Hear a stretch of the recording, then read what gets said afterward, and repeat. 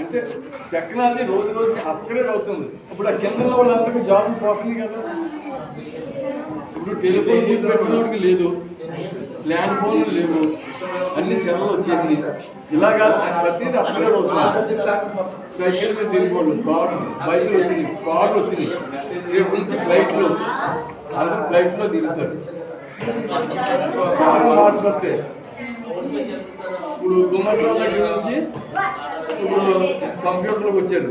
100 మంది గుమ్మస్తాలు చేసే పని ఒక కంప్యూటర్ వచ్చి చేసేస్తున్నాడు. ఇప్పుడు మళ్ళీ ఆర్టిఫిషియల్ ఇంటెలిజెన్స్ ఇంకా అప్గ్రేడ్ అయింది.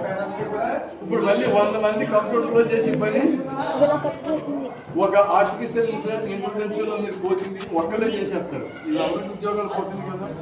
భవిష్యత్తులో ఉండి పోతుంది, జాబులు తగ్గిపోతాయి. దేనికంటే జాబ్లు అగ్రికల్చర్ సెక్టర్లో జాబ్లు ఉంటాయి. ఎందుకంటే రాను రాను ఇప్పుడు కార్లకి ఇప్పుడు మీరు అందరూ సైంటిస్టులు అయిపోతున్నారు. సోలారు, విండ్ పవర్ లేదని అంటే మన పవర్తో నడిచిన కార్లు ఫ్యూయల్ వాడడం. అందరూ ఫ్యూయల్ వాడకపోతే గల్ఫ్ కంట్రీస్ అన్ని ఏమైపోతాయి? వాళ్ళు ఒక్క ఆయిల్ అమ్ముకుని ఆ వచ్చిన డబ్బులతో సరుకులు కొనుక్కొని బతుకుతారు. వాళ్ళు వ్యవసాయం చేస్తే పనికిరా వాళ్ళు భూమి. అప్పుడు అలాంటి దేశాలు కూడా మన దేశంలో తిండి పెట్టాలి. అగ్రికల్చర్ సెక్టర్ భవిష్యత్తు చాలా బాగుంటుంది. ఇప్పుడు కారు ఉందనుకో, ఇప్పుడు కారు భవిష్యత్తులో మీకు మనకి సొంతంగా కారు పట్టాలి. నువ్వు చెల్లో తీసుకుని చెల్లో 20 నొక్కేవంటే ఒక కారు వచ్చింది, గుమ్మలో అవుతుంది. ఆ కారులో డ్రైవర్ ఉంటాడు, కారు నువ్వు కారు ఎక్కి కూర్చుంటావు. మళ్ళీ నువ్వు చెల్ల ఎక్కడికి వెళ్ళాలో నొక్కుతావు, కారు తీసిపోయి అక్కడ దించావు. దాన్ని నువ్వు చెల్లోంచే దానికి పే చేస్తావు. ఆటో కంటే తక్కువ రేట్స్. ఎందుకంటే దానికి ఫ్యూయల్ అవసరం లేదు, డ్రైవర్ లేడు, ఖర్చు తగ్గిపోతుంది. టెక్నాలజీ అలా అప్గ్రేడ్ అయిపోతుంది రోజు రోజుకి. ఇవన్నీ మీరు చూస్తారు.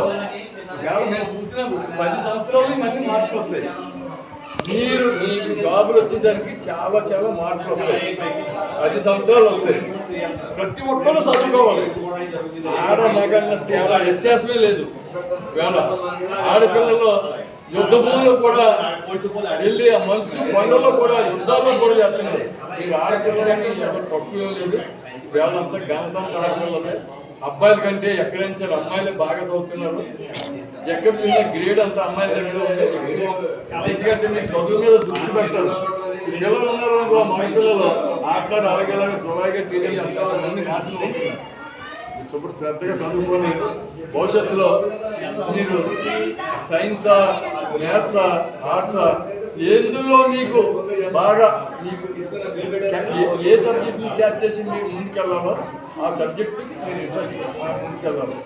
అలా వెళ్ళినప్పుడు మీరు అనుకున్న మీరు పెట్టుకోవాలి గోల్. పెద్దగా ఏం చేయాలి? గోల్ పెట్టుకోవాలి. రోజు తెల్లారేసిన నుంచి దాని గురించే నువ్వు చేయాలి. నువ్వు 1 రోజు 2 రోజులు రాదు.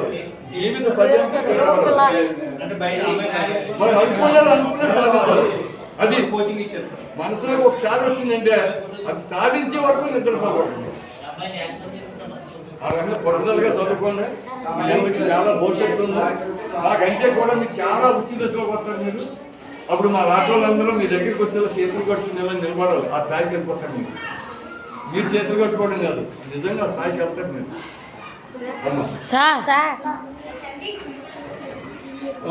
ఏంటి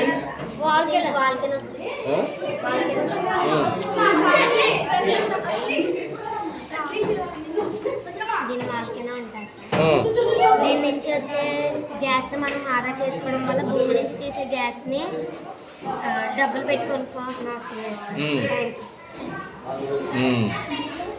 అది ఇప్పుడు దీన్ని మనం ముందుంది. ఇది మనం ఇంట్లో మనకి మిగిలిపోయిన ఇప్పుడు అన్నం కానీ కూరలు కానీ మనకి ఇప్పుడు కూరగాయ వేస్ట్ ఉంటుంది కదా, కూరగాయలు వేస్ట్ ఇలాంటి అన్నింటిని కూడా ఇందులో ఎత్తే అందులో గ్యాస్ వస్తుంది.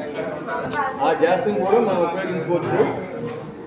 అలాగే మనం ఇలాగే ఏదైనా తయారు చేసుకుంటే గ్యాస్ ఇప్పుడు భూమిలోంచి తీయడం వల్ల ఈ భూమి భూతాపం పెరిగిపోతుంది, మన చెట్లు నరికేస్తున్నాం, చెట్లు పెంచాలి, ఆక్సిజన్ తగ్గిపోతుంది. ఆక్సిజన్ తగ్గిపోవడం వల్ల మనకి ఏముందంటే ఇవాళ ఎంత మంచి ఆహారం తీసుకున్నా కానీ మనకు కావాల్సిన ఆక్సిజన్ అందక మన యొక్క లైఫ్